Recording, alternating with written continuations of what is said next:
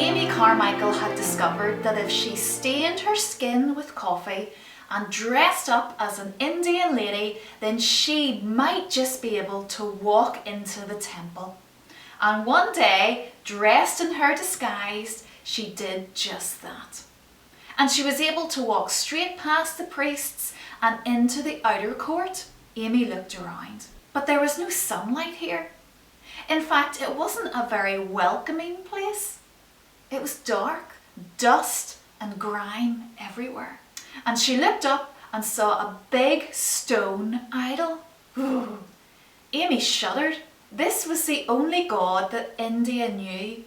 A stone idol. This piece of stone certainly couldn't hear or answer prayers. Suddenly, Amy heard the sound of Indian music, and she turned and seen 8 little Indian boys inside the temple. This didn't make sense. But just as quick, a very rude man came along and shoved Amy out of the way. Clearly she was not meant to see those little Indian boys. Amy left the temple, and she couldn't understand why there was children inside. But Amy wasn't going to find out the answers to her questions until some time later, when she discovered that children were brought into the temple and treated as slaves, prisoners made to worship these false stone idols. Could they escape? And if so, where would they go? Amy knew that these children needed to learn about the God that the Bible teaches about. I want to tell you about Prina. Prina is 7 years old and she lives inside the temple. And she doesn't like it. It's awful. And she just desperately wishes that she could leave. But she couldn't. In fact, one night she did leave. She escaped and she ran as fast as her little legs would take her. But unfortunately, the temple women found her and brought her straight back to the temple. She was severely punished for even daring to leave. The temple women had started to hear about Amy, looking and wanting to find children. And they told little 7-year-old Prina, see if you try and leave the temple again, then you might find the child catcher. And you don't want that to happen. You see, that's what they called Amy. One night, Prina was very brave. And she decided to escape again. And when she got her opportunity, she ran fast as she could. She waded across the river and she banged on the door of an Indian lady's home.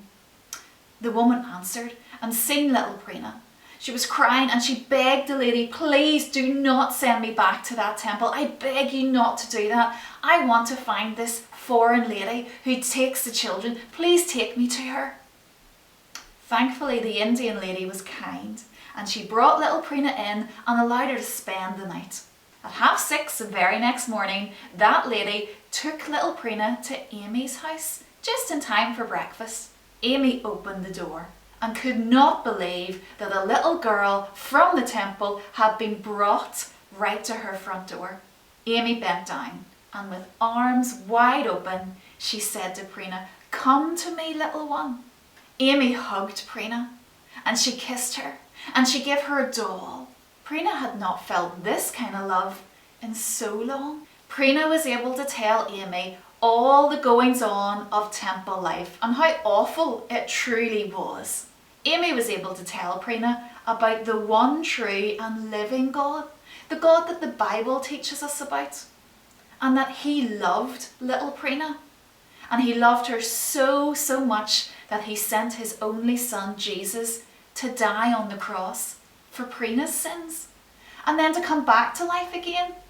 Prina had only heard about the stone idols who weren't alive, and now to hear about a God who is alive, Prina was fascinated. And there, Prina trusted in the Lord Jesus. I wonder today, have you trusted in this same Lord Jesus? He loves you so much, more than anyone ever could. And he wants you to trust in him. He wants you to ask him to take away the sin in your life and put him number one every single day. It didn't take long for the temple women to realise where Prina was, and they came to her house, a big crowd of them. Prina was really brave, and she stood out with Amy and she shouted to them, "I do not want to come back with you." Amy wondered what was going to happen, but God was with them. And one by one, the ladies turned and left and were never seen again. Amy was certainly busy. During the day, she would have gathered the grown-ups and she would have taught them all about God. And as they began to trust Amy, they soon began to understand more about the God that she loved and faithfully served. Amy continued to search for the temple children, and God kept bringing them to her. And it wasn't long before she had 16 children in her house.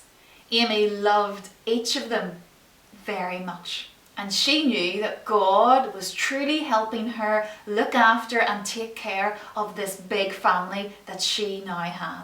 He always provided every single thing that she needed. Each day, Amy would dress up and wander around the Indian streets trying to figure out where the temple got the children from. And it wasn't long until she discovered that parents actually sold their own children to the temple to get money for food and different things. There was one day when Amy heard of a father who was going to sell his daughter to the temple. Amy got to the father first, and he said that Amy could have the child if she paid for the child. Amy wondered, was it right to pay money for a child? She went and prayed to God, and she felt God leading her. And so she did. She paid 100 rupees for this child. Amy, not telling anybody what she had done, prayed to God and asked him to repay that 100 rupees, just to show her that he really did want her to do that. Such a big gift in those days would have been really rare. 10 days after the little girl came to stay with Amy, a missionary friend had sent something in the post. Not knowing anything about what had happened, she sent the exact amount, 100 rupees. And Amy praised God because she knew for sure she had done the right thing. It didn't take long for people to realise what Amy was doing in different countries, and people began to support her. Life in India was very different for Amy, but she loved it.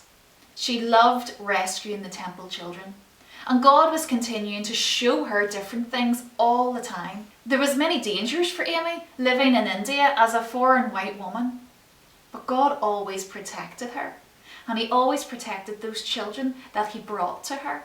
Amy spent 56 years in India. Today she's in heaven with God. So what can we learn about the story of Amy Carmichael? She was an ordinary person from Northern Ireland, and yet she felt God leading her to go to a different country to do a very special job. Maybe you're here today and there's something about you that you have never liked. I want you to remember this story about Amy. She wished for different coloured eyes, but God made her exactly the way that he needed her to be. And boys and girls, the same applies for you. God has made you the exact way that he wants you to be. You have been fearfully and wonderfully made by God.